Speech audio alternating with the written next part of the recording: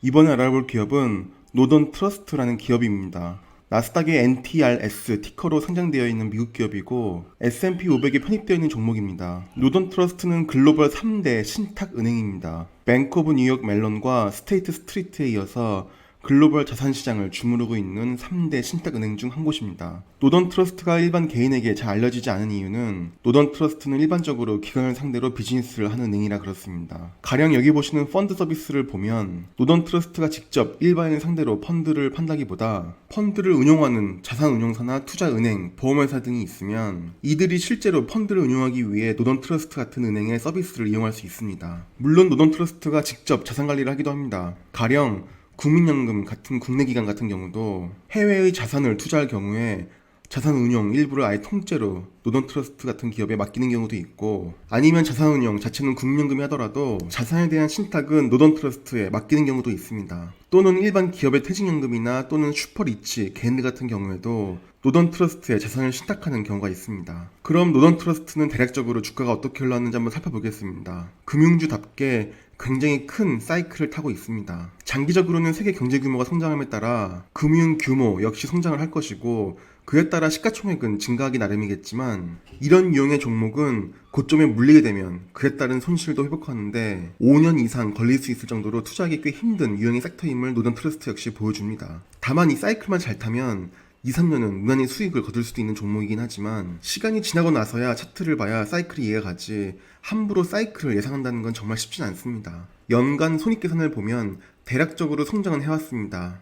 순이익률은 21.33% 정도의 기업입니다. 분기 실적으로 들어가 보면 매출과 순이익 모두 최근 2개 분기에서 감소한 걸 볼 수 있습니다. 그럼 최근 분기들에서 나빠진 실적들이 과연 올해 들어 현재 연초 대비 28%나 떨어진 주가를 설명할 수 있을까를 생각해 봐야겠습니다. 3월에 주가가 폭락한 이후에 전혀 회복을 못하고 있는 주가를 보여주고 있습니다. 싱가포르 주식시장과 매우 비슷한 흐름을 나스닥에 상장된 이 노던 트러스트도 보여주고 있습니다. 그럼 월스트리트 애널리스트 15명의 컨센서스를 바탕으로 목표 매수가를 알아보겠습니다. 올해 컨센서스는 계속 중립이었고 매수가 매도 의견보다는 약간 많았습니다. 현재 기준으로 보면 목표가는 88.90달러이므로 현재 주가는 13.58% 정도 저평가되어 있다고 보고 있습니다. 최근 분기 실적이 10월 21일에 나온 이후에는 목표가를 약간 상향 조정한 것으로 나와 있습니다. 올해 초에 미국 시장이 약간 과열됐을 시기를 제외하고는 2018년부터 현재까지 애널리스트들은 노던 트러스트의 주가는 다소 저평가되어 있다고 의견을 내왔습니다.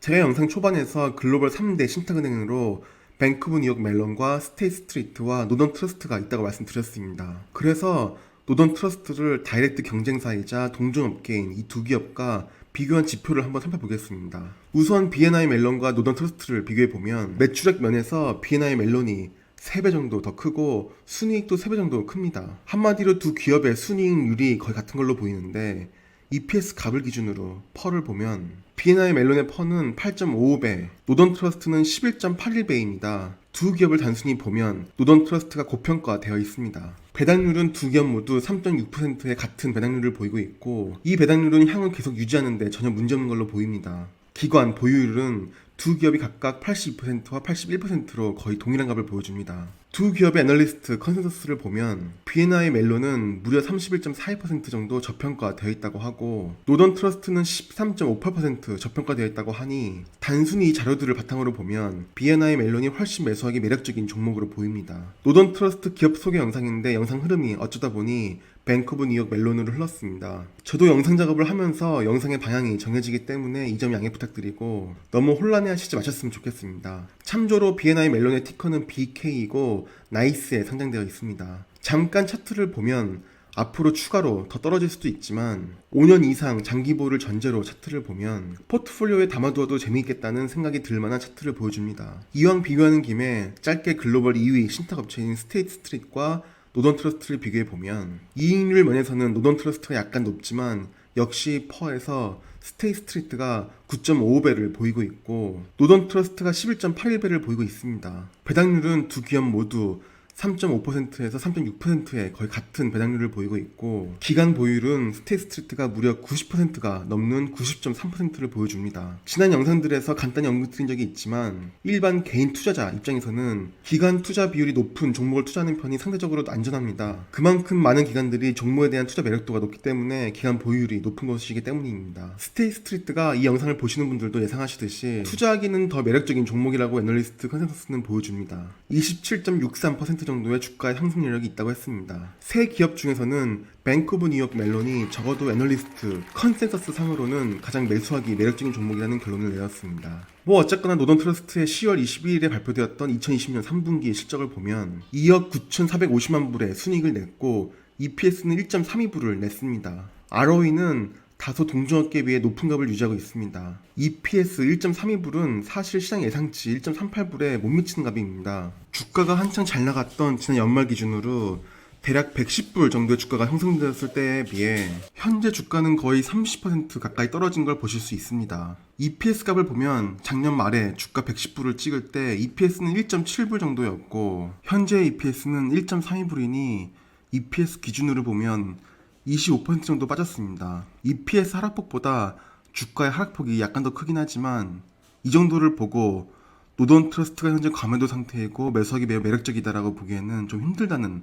나름대로의 결론을 맺었습니다. 노던 트러스트의 향후 컨센서스를 보면 EPS가 그닥 지금보다 더 떨어질 것으로는 내다보지 않고 있고 어느 정도는 조금 더 올라갈 것으로 보고 있긴 합니다. 이걸 보면 만약 매수를 한다면 주가에 대한 하방 압력은 크지 않으므로 주가가 크게 내려가지는 않을 것 같으나 그렇다고 크게 오르는 것 역시 힘들 수도 있겠습니다. 다만 매년 3.6% 정도의 배당은 계속 지킬 테니까 그걸 감안하면 뭐 아주 매력없는 종목은 아니지만 그렇다고 매력있는 종목도 아닙니다. 여기서 또다시 뜬금없이 뱅크 오브 뉴욕 멜론의 EPS 추세를 보면 작년 연말에 비해 EPS는 거의 같은 값을 보여주고 있습니다. 그럼에도 불구하고 주가는 연초 대비 30% 이상 빠졌으니 확실히 B&I 멜론은 매수하기 매우 매력적인 종목입니다. 다시 노던 트러스트의 실적을 한번 살펴보면 2020년 2분기와 3분기에 꽤 저조한 실적을 유지하고 있습니다. 매출 면에서나 수익 면에서나 많이 떨어졌습니다. 매출은 전년 동기 대비 3% 정도 줄었으나 순이익은 전년 동기 대비 무려 23%나 줄었고 이에 따라 EPS 역시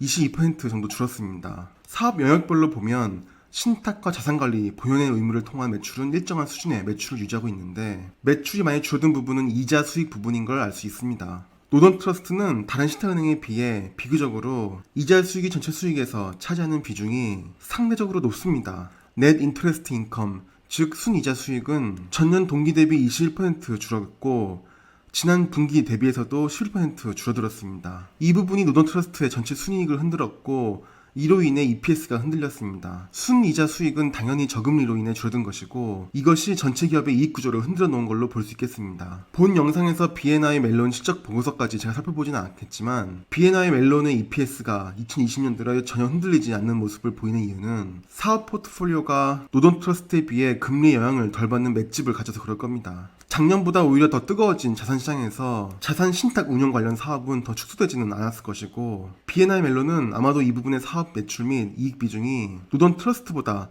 더 높을 것으로 판단이 됩니다. 노던 트러스트 기업의 주가를 우연찮게 보다가 관심이 생겨서 좀 살펴보는 영상을 기획했다가 뜻밖의 B&I 멜론이 훨씬 매력적인 투자 종목이라는 결론을 맺게 되는 영상이 되었습니다. 시장 금리가 치솟게 되면 노던 트러스트의 이익성이 크게 확대되는 결과가 오히려 나오겠지만 현재 근 몇 년 내에 시장 금리가 고금리로 돌아서기는커녕 금리가 상승할 것으로 내다보는 사람은 없습니다. 이런 상황에서 신탁 은행 관련 섹터를 포트폴리오에 담아보고 싶은 분들에게 최선의 선택은 뱅크 오브 뉴욕 멜론이지 않을까 싶습니다. 그럼 이번 영상은 이렇게 간단히 마무리하겠습니다. 원래 ASML을 다음 기업 영상으로 다룰 예정이었으나 노던 트러스트 아니 B&I 멜론을 먼저 다루는 영상으로 찾아뵙게 되었습니다. 그럼 다음 기업 분석 영상은 ASML로 찾아뵙겠습니다. 오늘도 영상 시청해주셔서 감사드립니다.